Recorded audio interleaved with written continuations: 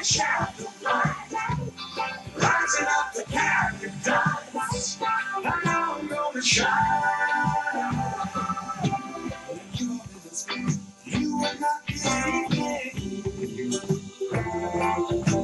then voices in the knee. You will soon receive me. You're standing on the beach, the sea will part before me. You will follow me, and we will rise to glory.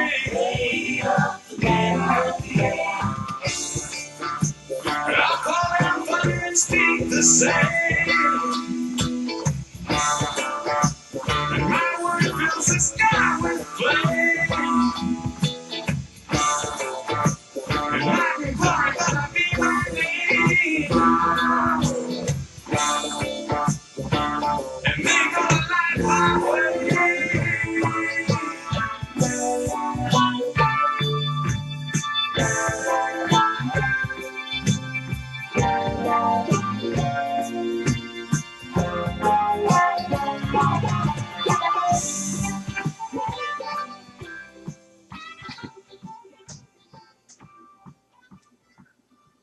So we're on lesson number 47 today in the workbook of A Course in Miracles.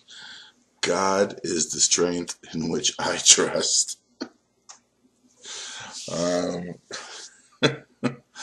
And sooner or later, and I would actually say that many of you, maybe unbeknownst to you, and even unrecognized by you, many of you at one time or another in this short span of your incursion into space and time have already had the experience of trusting in the strength of God when you found yourself in some jackpots and with no place left to go but to get on your knees and surrender finally and pray. And in the instant of your surrender and prayer, some sort of miraculous occurrence made itself available that showed you there was another way of looking at this that was not based on the past and would not allow the future to be the same as the past, and you and everyone involved was changed. And that's what Jesus in this lesson is making us aware of, and making us aware of the manner by which we can come to live this way. You'll find there's an interesting idea toward the end. Now try to slip past all concerns related to your own sense of inadequacy. The recognition of your own frailty is a necessary step in the correction of your errors, but it's hardly sufficient one in giving you the confidence which you need and to which you are entitled. You must also gain awareness that your confidence in your real strength is fully justified in every respect and in all circumstances. And that only comes with practice. It doesn't come with conceptual understanding that you teach without the experience. And as you gain in confidence and allow this lesson to become justified within you by the use of it, your strength and the willingness to allow the strength of God to be your strength actually become what you rely on, rather than what you previously relied on as a human being making your way through the world of space and time, and feeling, in a sense, the loss of control in situations that you've been in, despite the thought that you had all your bases covered, So God is the strength in which I trust. If you are trusting your own strength, you have every reason to be apprehensive, anxious, and fearful. Okay, let's look at that in a particular way right now. What this is saying is every time you have been apprehensive, every time you have been anxious, and every time you've been fearful, the effects of apprehension, anxiety, and fearfulness are because you are trusting in your own strength. Sometimes it's easier to get this if you reverse what Jesus is saying and look at it, in a sense, right side up. But remember, the human being, the ego, is always causing you to see everything upside down. So what Jesus is saying, quite simply, is every time you've been apprehensive, every time you've experienced anxiety, and every time you've been fearful, it's because you've been relying on your own strength. Now, who, to which this video is not being viewed by, has not experienced those effects, those consequences?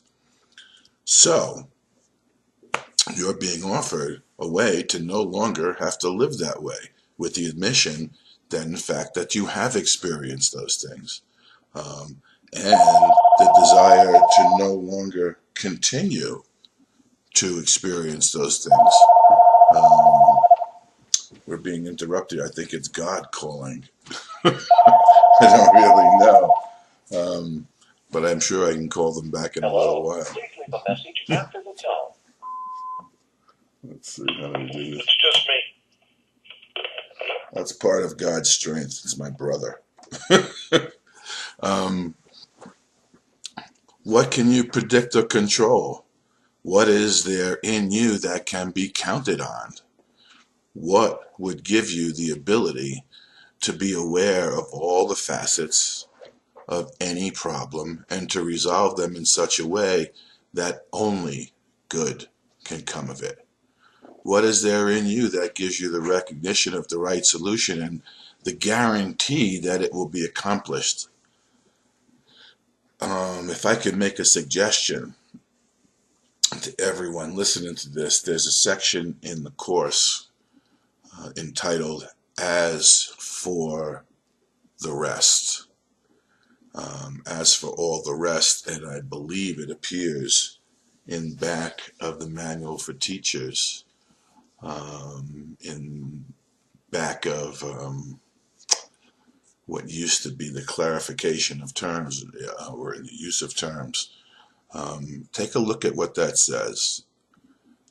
What he's suggesting is that if you're sick and tired of being sick and tired, if you're sick and tired of being fearful, if you're sick and tired of being anxious, if you're sick and tired of feeling guilt, then it becomes obvious that you need a new way to deal with the problems that you face in your own daily life, in the mundanity of the life that you live. And the only way is to allow for the guidance that comes from the voice of God to be what you say yes to in these situations, by remembering to ask.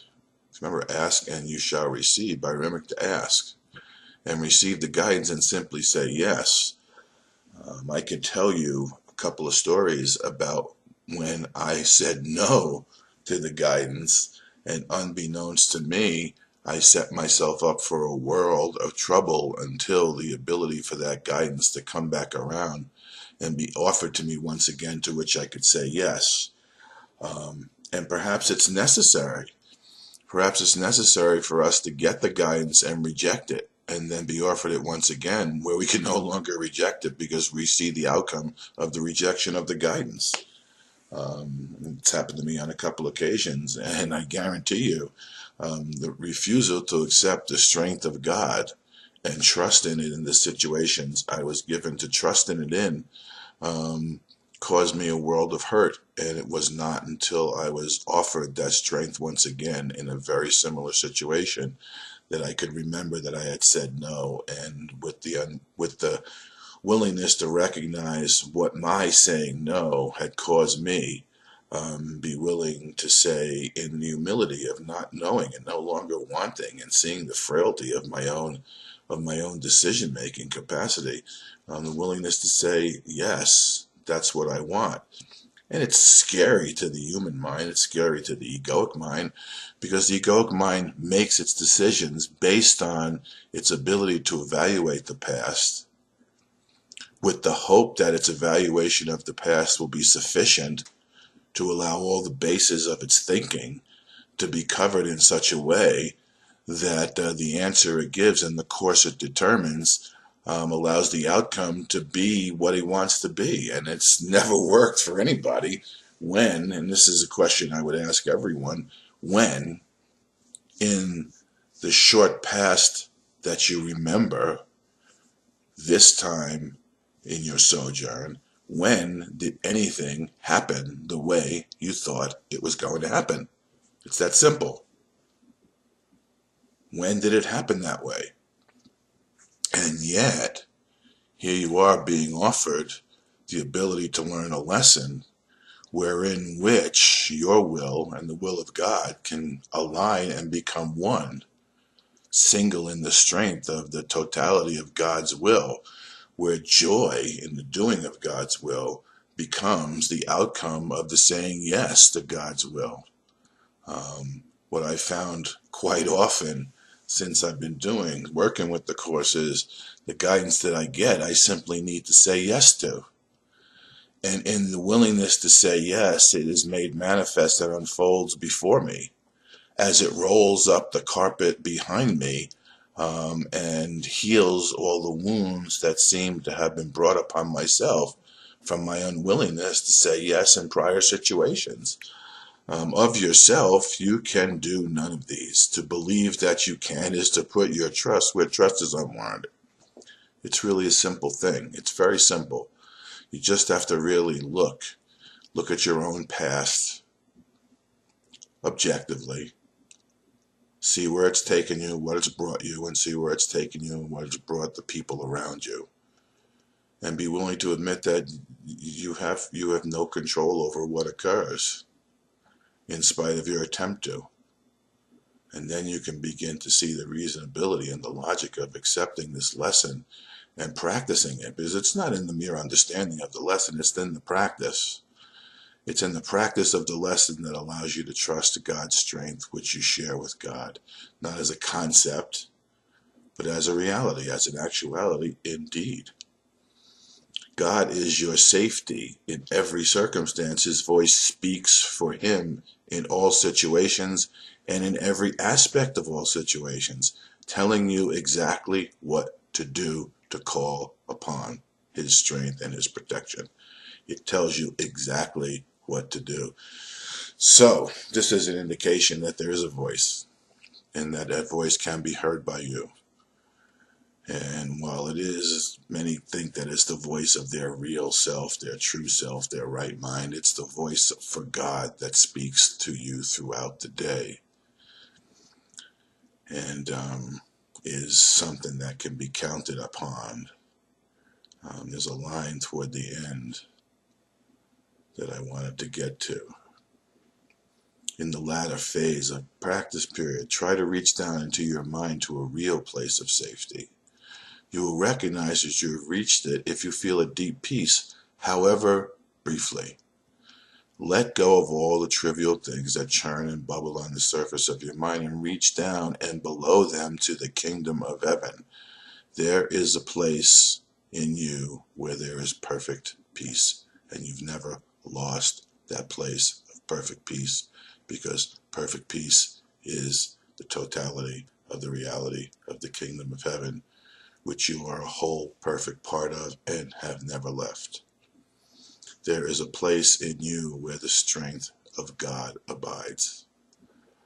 And I can go into the details of many times I've been given the privilege in situations to reach down into that place of perfect peace where the will of the Father and the will of the Son are in perfect accord. That's one of the ways Jesus gives us to understand what the kingdom of heaven is. When the will of the Father and the will of the Son are in perfect accord, there lies the kingdom of heaven. And that lies in each and every one of us below where we desire to express our own little will, thinking that our own little will knows what is necessary to live a life in space and time. We don't. We've never been successful at it, and we've always gotten sickness, pain, suffering, and death as a result of our attempts. This time can be different for you because it's different for me already, and we can be of one mind because we are of one mind. God is the strength in which I trust, and it's justifiable indeed. And that's what I'd like each and every one of you to find out for yourself, actually. I mean, don't just listen to me. Allow yourself in some points of being in these jackpots that we make for ourselves in space and time, wherein which we think there's no way out but the ways out we have thought of, and we attempt to react once again rather than stop for a second and allow the concepts to be made true indeed by our willingness to listen to that voice and simply say, yes, it's a scary proposition at first, but sooner or later, what will be scarier will be the thought that perhaps it's not there when you need it, but it's always there, not only when you need it, because we need it all the time, but always. It's always available. This lesson requires practice, not just conceptual understanding and acquiescence. We could all acquiesce. We could all think we understand it conceptually, but the proof is in the pudding indeed. And, it is my hope that each and every one of you today find a point in time in your own experience where you're willing to let this be true. Because I guarantee you, the more you're willing to trust in the strength of God to be true, indeed, in your actions, the more you will trust that in each and every moment. And your life will be changed. It'll be different. You'll feel the difference, you'll know the difference, and you'll accept why the difference is being made, why you're different. And then, as you become witness to the strength of God, to that shared strength that's available to us when the will of the Father and the will of the Son are made one and become in alignment, you'll begin to recognize the laws of the kingdom and operate from those laws rather than the laws of man. And then indeed, heaven and earth will no longer exist as separate states in you. And as Jesus once said, the kingdom of heaven is all around you. You'll begin to see the kingdom that is laid out all around you that perhaps you could not see before except in glimpses. You'll be able to see indeed that there is no separation between heaven and earth, because there's no longer a separation in your will and the will of God. You will have been made one. Your eye will be single, and you'll see with the singleness of the light of God through your own eye, through your own spiritual eye, that we're learning to reopen by our actions rather than through the acceptance of concepts and the acquiescence that we all have maybe said, the lip service that we've given these lessons. God is the strength in which I trust indeed. So go ahead and trust in the strength of God indeed, and you'll see how everything is changed before you.